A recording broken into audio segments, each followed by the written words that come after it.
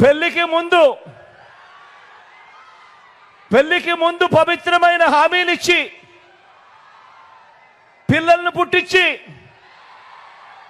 పెళ్లి కాగానే 4 ఏళ్లకు ఒకసారి 5 ఏళ్లకు ఒకసారి కార్లు మార్చేసినట్టుగా భార్యలను వదిలేసి అలవోకగా వదిలేస్తా ఉన్నావు. ఏం మనిషివయ్యా నువ్వు అని చెప్పి ఆయనను అడిగా.